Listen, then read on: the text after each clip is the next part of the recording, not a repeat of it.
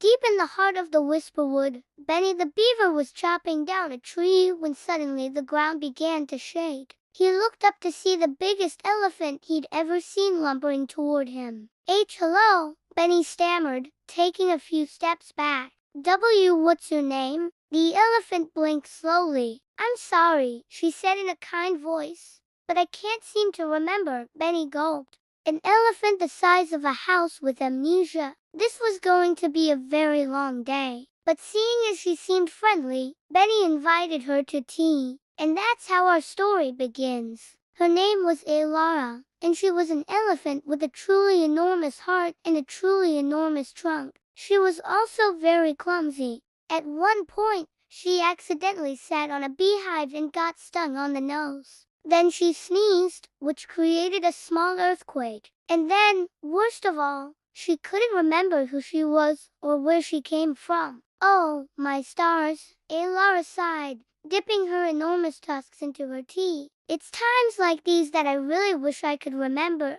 Benny nodded sympathetically. Though he had no idea what it was like to have amnesia, he didn't know what it was like to lose something important. When he was younger, he'd lost his lucky button. It was a shiny red button that his mother had given him before he went off to school on his first day. He'd misplaced it somewhere in the forest and had spent the entire day looking for it. Eventually, he'd found it stuck in the wheel of an old tractor. The button wasn't lucky, but Benny had felt so proud of himself for finding it. He wanted to help Alara feel that same sense of pride. How about we look for clues to help you remember? He asked. Alara's eyes lit up. That sounds like fun, she said, taking another bite of her acorn sandwich. Their first clue was a tuft of grass stuck to her trunk. Benny took a good sniff.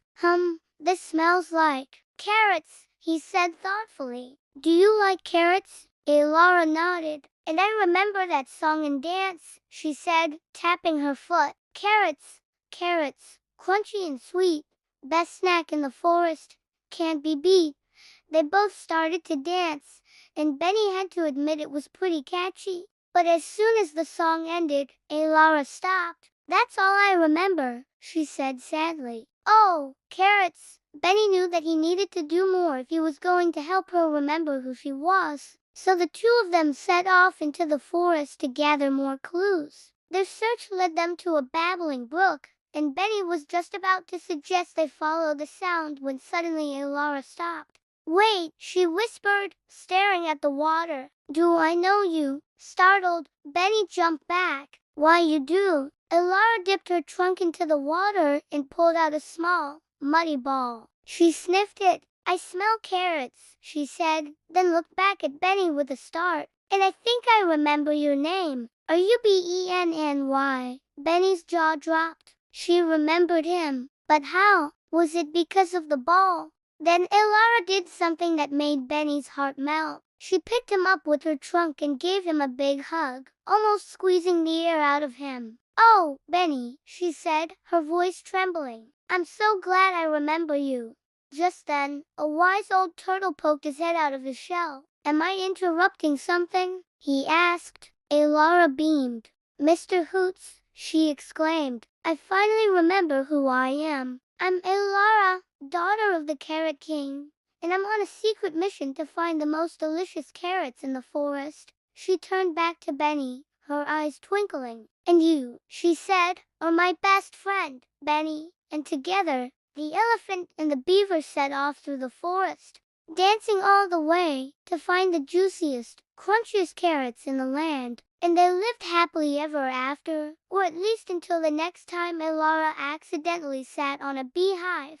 The end. If you enjoyed this whimsical tale of friendship and remembrance, be sure to like this video and subscribe for more enchanting stories. And if you'd like to help us make even more magical content, you can join our membership program today. With your support, we can keep bringing these stories to life for all our young viewers. So thank you for watching, and we'll see you next time.